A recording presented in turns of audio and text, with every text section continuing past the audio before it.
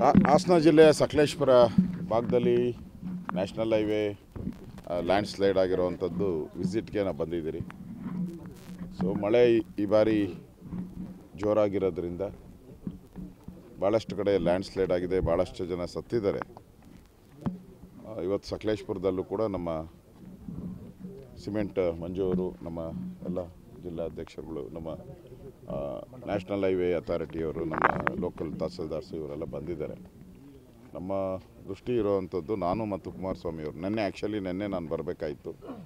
ಕುಮಾರಸ್ವಾಮಿಯವರು ನಾಳೆ ಹೋಗೋಣ ಅಂತೇಳಿ ಒಟ್ಟಿಗೆ ನಾವು ಬಂದಿದ್ದೇವೆ. ಕುಮಾರಸ್ವಾಮಿಯವರು ನಾವಿಬ್ಬರು ಒಟ್ಟಿಗೆ ಇನ್ನು ಮುಂದೆ ಇರೋ ಪ್ಲೇಸ್ಗಳಿಗೆಲ್ಲ ಒಟ್ಟೊಟ್ಟಿಗೆ ನಾವು ಹೋಗ್ತೀರಿ. ಒಟ್ಟಾರೆ ರಾಜ್ಯದಲ್ಲಿ ಭಾಳಷ್ಟು ಈ ಸರಿ ಮಳೆ ಬಂದು ಅನಾಹುತಗಳಾಗಿದೆ, ಭಾಳಷ್ಟು ಜನ ಸತ್ತಿದ್ದಾರೆ. ಪ್ರಮುಖವಾಗಿ ಸರ್ಕಾರ ಕೂಡಲೇ ಅದಕ್ಕೆ ಧಾವಿಸಿ ಅದಕ್ಕೆ ಪರಿಹಾರ ಕೊಡುವಂಥದ್ದು ಇಮಿಡಿಯೇಟ್ ಮೆಷರ್ಸ್ ತೊಗೊಬೇಕಾಯಿತು. ಇನ್ನೂ ಯಾಕೋ ಎಚ್ಚೆತ್ಕೊಂಡಂಗೆ ಕಾಣಿಲ್ಲ. ಕಳೆದ ಬಾರಿ ನಾವು ಮನೆಗೆ ನೀರು ನುಗ್ಗಿದ್ರೆ 10,000 ರೂಪಾಯಿ ಕೊಡ್ತಾಯಿದ್ರಿ, ಮನೆ ಬಿದ್ದೋದ್ರೆ 5 ಲಕ್ಷ ರೂಪಾಯಿ ನಾವು ಕೊಡ್ತಾಯಿದ್ರಿ. ನನಗಿರೋ ಅಂಥ ಮಾಹಿತಿ ಈಗ ನಾನು ಬಂದು ಭೇಟಿ ಮಾಡಿದಾಗ 10,000 ರೂಪಾಯಿ ಕೊಡ್ತಾಯಿಲ್ಲ. 5,000 ರೂಪಾಯಿ ಏನೋ ಕೊಡ್ತಿದ್ದಾರೆ 10,000 ನನಗೇನೋ ಮಾಹಿತಿ ಕೊಡ್ತಾ ಇಲ್ಲ ಅಂತ ಮಾಹಿತಿ. ಸೊ ನಾನು ಸರ್ಕಾರಕ್ಕೆ ಡಿಮ್ಯಾಂಡ್ ಮಾಡ್ತಾ ಇದ್ದೀನಿ, ಕಳೆದ ಬಾರಿ ನಾವು ಏನು ಕೊಟ್ಟಿದ್ದೀರೋ ಅದನ್ನು ಪಾಲನೆ ಮಾಡಿ. ಇನ್ನೂ ಜಾಸ್ತಿ ಕೊಡಬೇಕು. ಆ್ಯಕ್ಚುಲಿ ಬೆಲೆ ಏರಿಕೆ ಇದೆಲ್ಲ ಆಗಿ ಸಮಸ್ಯೆಗಳಾಗಿದೆ. ಅದರಿಂದ ಮನೆ ನೀರು ನುಗ್ಗಿದ ತಕ್ಷಣ 10,000 ರೂಪಾಯಿ ಅವ್ರಿಗೆ ಕೊಡಬೇಕು. ಇಮಿಡಿಯೇಟಾಗಿ ಮನೆ ಬಿದ್ದೋದವ್ರಿಗೆ 5 ಲಕ್ಷ ರೂಪಾಯಿ ಪರಿಹಾರ ಕೊಡಬೇಕು. ಸಣ್ಣ ಪುಟ್ಟ ರಿಪೇರಿ ಆದವರಿಗೆ 3 ಲಕ್ಷ ರೂಪಾಯಿ ಕೊಡಬೇಕು. ಇದು ಹಿಂದೆಯಿಂದ ನಮ್ಮ BJP ಸರ್ಕಾರ ಇಂದ ಮಾಡಿದ್ದೀರಿ. ಇಮಿಡಿಯೇಟ್ ಮೆಷರ್ಸು ಮತ್ತು ಕಾಳಜಿ ಕೇಂದ್ರಗಳನ್ನು, ಅದು ಮೊದಲು ಗಂಜಿ ಕೇಂದ್ರ ಮಾಡಿದರು, ಅದನ್ನು ಕಾಳಜಿ ಕೇಂದ್ರ ಮಾಡಿದ್ದೀರಿ. ಅಲ್ಲಿನೂ ಕೂಡ ಸರಿಯಾದಂಥ ಹೊದಿಕೆ, ಚಾಪೆ, ಫುಡ್ಡು ಇದೆಲ್ಲನೂ ಕೂಡ ಸರಿಯಾಗಿ ಕೊಡಬೇಕು. ಅದು ಎಲ್ಲೂ ಕಾಣ್ತಾ ಇಲ್ಲ. ನಾನು ಮೆನುನೇ ಕೊಟ್ಟಿದ್ದೀನಿ. ಲಾಸ್ಟ್ ಟೈಮ್ ನಾನು ಸರ್ಕಾರ ಇದ್ದಾಗ ಒಂದು ಮೆನುನೂ ಕೊಟ್ಟಿದ್ದೀನಿ. 10 ಐಟಮ್ ಕೊಡಬೇಕು. ಮನೇಲಿ ಯಾವ ರೀತಿ ಇರ್ತೋ ಆ ಥರ ನೋಡ್ಕೋಬೇಕು. ಯಾಕಂದರೆ ಪಾಪ ಮನೆ ಕಳ್ಕೊಂಡಿರ್ತಾರೆ, ಅವ್ರಿಗೆ ಸಹಾಯ ನಿಲ್ಲೋ ಸರ್ಕಾರದ ಕರ್ತವ್ಯ, ಅದನ್ನು ಮಾಡಬೇಕು ಅನ್ನೋ ಒಂದು ಆಗ್ರಹವನ್ನು ಕೂಡ ನಾನು ಸರ್ಕಾರಕ್ಕೆ ಮಾಡ್ತಾಯಿದ್ದೀನಿ. ನೆನ್ನೆನೂ ಕೂಡ ಅಧಿವೇಶನದಲ್ಲಿ ಈ ಬಗ್ಗೆ ಚರ್ಚೆ ಆಗಿದೆ. ಆದರೆ ಲೇಟ್. ಅವರು ಮುಂಚೆನೇ ಮಂತ್ರಿಗಳೆಲ್ಲರೂ, ಜಿಲ್ಲಾ ಮಂತ್ರಿಗಳೆಲ್ಲ ಹೋಗಿ ಭೇಟಿ ಮಾಡಬೇಕಾಯ್ತು. ಕಳೆದ 15 ದಿನದೇ ಹೋಗಿ ಭೇಟಿ ಮಾಡಬೇಕಾಯಿತು. ಮುಖ್ಯಮಂತ್ರಿಗಳು ಭೇಟಿ ಮಾಡಬೇಕಾಯಿತು. ಆದರೆ ಆಗಾಗಲಿಲ್ಲ. ಈಗ ಎಲ್ಲ ಎಚ್ಚೆತ್ತುಕೊಂಡಿದ್ದಾರೆ, ಈಗ ಎಲ್ಲ ಪ್ರಾರಂಭ ಮಾಡ್ತಾ ಇದ್ದಾರೆ. ಸೊ ನಾನು ಸರ್ಕಾರಕ್ಕೆ ಕೂಡಲೇ ಇಮಿಡಿಯೇಟಾಗಿ ಆ್ಯಕ್ಷನ್ಸ್ ಆಗಬೇಕು, ಪರಿಹಾರ ಸಿಗಬೇಕು, ನೊಂದಿರೋ ಅಂಥವ್ರಿಗೆ ಸಹಾಯಕ್ಕೆ ತಾವು ಬರಬೇಕು ಸರ್ಕಾರ ಅಂತ ಹೇಳಿ ಆಗ್ರಹವನ್ನು ಮಾಡ್ತಾರೆ. ಮಳೆ ನಿರ್ವಹಣೆ ಮಾಡೋದ್ರಲ್ಲಿ ಸರ್ಕಾರ ಎಲ್ಲ ಒಂದು ರೀತಿ ವಿಫಲ ಆಯ್ತು ಅಂತ ಇನ್ನು ಮುಖ್ಯಮಂತ್ರಿಗಳು ಯಾರು ಎಲ್ಲೂ ಭೇಟಿ ನೀಡ್ತಿಲ್ಲ ಸರ್. ಪರಿಹಾರಗಳನ್ನು ಅತಿ ಬೇಗ ಕೊಡ್ತಾ ಇಲ್ಲ. ಸರ್ಕಾರ ಈಗ ಒಂದು ರೀತಿ ಸ್ಕ್ಯಾಂಡಲ್ಗಳಲ್ಲಿ ಸಿಕ್ಕಾಕೊಂಬಿಟ್ಟಿದೆ. ಅದರಿಂದ ಹೊರಬರೋಕ್ಕೆ ಅವ್ರ ಕೈಲಿ ಆಗ್ತಾ ಇಲ್ಲ. ಅದಕ್ಕೆ ಅದರಲ್ಲಿ ಬ್ಯುಸಿ ಇದ್ದಾರೆ.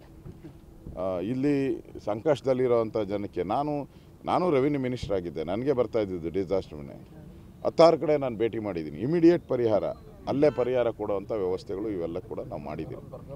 ಅದರಿಂದ ಇಲ್ಲಿ ಪರಿಹಾರದ ಪ್ರಶ್ನೆನೇ ಇನ್ನೂ ಶುರುನೇ ಮಾಡಿಲ್ಲ ಅಂತ ಅನಿಸ್ತದೆ. ಪರಿಹಾರಗಳು ಇಲ್ಲ, ಕೇಂದ್ರ ಸರ್ಕಾರ ರೆಗ್ಯುಲರ್ ಕೊಟ್ಬಿಟ್ಟಿದೆ, ಇವರೇನು ಕೊಡ್ತಾ ಇಲ್ಲ. ನಾನು ಹೇಳ್ತಾ ಇರೋದು ಕೇಂದ್ರ ಸರ್ಕಾರ ಏನು ನಾರ್ಮಲಿ ಕೊಡ್ತದೆ ಡಿಸಾಸ್ಟರ್ ಮ್ಯಾನೇಜ್ಮೆಂಟು, ಅದನ್ನು ಡಬಲ್ ಮಾಡಬೇಕು. ಯಾವಾಗೂ ನಾವು ಕರ್ನಾಟಕ ಸರ್ಕಾರ ಅದನ್ನು ಡಬಲ್ ಕೊಡ್ತಾಯಿದ್ರಿ, ಅದಕ್ಕಿಂತ 3 ಪಟ್ಟು 4 ಪಟ್ಟು ಜಾಸ್ತಿ ಕೊಟ್ಟಿದ್ದೀರಿ. ಇದು ಉದಾಹರಣೆಗಳು, ಒಂದಲ್ಲ, ಸುಮಾರು ಒಂದು 7-8 ವರ್ಷ ನಾವು ಕೊಟ್ಟಿದ್ದೀರಿ, ಕಂಟಿನ್ಯೂಸ್ ಆಗಿ ಕೊಟ್ಟಿದ್ದೀರಿ. ಈ ಸರ್ಕಾರಕ್ಕೆ ಕೂಡ ಕೇಂದ್ರ ಸರ್ಕಾರ ಏನು ಕೊಟ್ಟಿದೆ ಅದನ್ನು ಕೊಟ್ಬಿಟ್ಟು ಕೈ ಚೆಲ್ಲುವಂಥ ಪರಿಸ್ಥಿತಿ ಬರಬಾರ್ದು. ರಾಜ್ಯ ಸರ್ಕಾರನೂ ಅದಕ್ಕೆ ಈಕ್ವಲ್ ಶೇರನ್ನು ಹಾಕಬೇಕು, ಅದಕ್ಕಿಂತ ಜಾಸ್ತಿ ಶೇರ್ ಹಾಕಬೇಕು. ಪಾಪ ಯಾರೂ ಕೂಡ ಮನೇನ ಈಗ 95,000 ಬರುತ್ತೆ NDRF ರೂಲ್ಸ್ ಪ್ರಕಾರ. ಅದರಲ್ಲಿ 95,000ದಲ್ಲಿ ಏನು ಮಾಡೋಕ್ಕಾಗಲ್ಲ. ಈಗ ರೋಡು ರಿಪೇರಿಗಳಿಗೂ ಅಷ್ಟೇ ಸರಿಯಾದಂಥ ಮ್ಯಾಚಿಂಗ್ ಗ್ರ್ಯಾಂಟ್ ಕೊಟ್ರೇ ಆಗೋದು, ಇಲ್ಲ ಅಂದರೆ ಆಗೋದೇ ಇಲ್ಲ. ಸಣ್ಣ ಪುಟ್ಟ ರಿಪೇರಿ ಮಾಡ್ತಾರೆ, ಹೊರಟೋಗ್ತಾರೆ ಅಷ್ಟೇ. ಅದರಿಂದ ಅಲ್ಲ, ಆರ್ಥಿಕ ಸಂಕಷ್ಟ ತಾವು ನೋಡ್ತಾ ಇದ್ದೀರ. ಆರ್ಥಿಕ ಸಂಕಷ್ಟ ಅನ್ನೋದು ಇವತ್ತು ಕೂಡ ಸರ್ಕಾರದ ಖಜಾನೆಯಲ್ಲಿ ಹಣ ಇಲ್ಲ. ಒಂದು ರೀತಿ ಪಾಪರಾಗಿರುವಂಥ ಸ್ಥಿತಿಯಲ್ಲಿ ಇವತ್ತಿಂದ ಅಂತಲ್ಲ, ಕಳೆದ 6-7 ತಿಂಗಳಿಂದನೂ ಕೂಡ ಅವತ್ತು ದುಡ್ಡು ಅಡ್ಜಸ್ಟ್ ಮಾಡಬೇಕು. ಈಗ ಟ್ಯಾಕ್ಸ್ಗಳು ಹಾಕ್ತಾ ಇದ್ದಾರೆ, ಎಲ್ಲ ಕಡೆ ಟ್ಯಾಕ್ಸ್ ಹಾಕಿದ್ದಾರೆ, ಆದರೂ ಕೂಡ ಅವ್ರಿಗೆ ಆಗ್ತಾ ಇಲ್ಲ. ಈಗ ದಲಿತರ ಅಮೌಂಟು ಸುಮಾರು 25,000 ಕೋಟಿ ಟ್ರಾನ್ಸ್ಫರ್ ಮಾಡ್ಕೊಂಡಿದ್ದಾರೆ ಅವರ ಗ್ಯಾರಂಟಿಗಳಿಗೋಸ್ಕರ.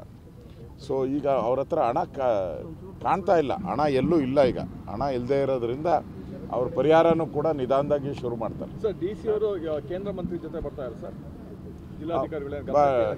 ನನಗೆ ಈಗ ನನ್ನ ಭೇಟಿ ಮಾಡೋಕ್ಕೆ IBಗೆ ಬರ್ತಾ ಇದ್ದಾರೆ. ನಮ್ಮ SC ಅವರು ತಹಸೀಲ್ದಾರ್ ಎಲ್ಲ ಬಂದಿದ್ದಾರೆ ನನ್ನ ಭೇಟಿ ಮಾಡೋಕ್ಕೆ.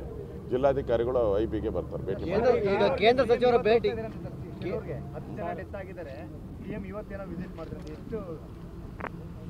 ಇಲ್ಲ, ನಾನು ವಿಧಾನಸಭೆಯಲ್ಲೇ ಅದಕ್ಕೆ ಪರಿಹಾರ ಕೊಡಬೇಕು ಅಂತ ಹೇಳಿದ್ದೀನಿ. 5 ಲಕ್ಷ ರೂಪಾಯಿನ ಪರಿಹಾರ ಕೊಡ್ತೀನಿ ಅಂತ ಹೇಳಿದ್ದಾರೆ ವಿಧಾನಸಭೆಯಲ್ಲಿ.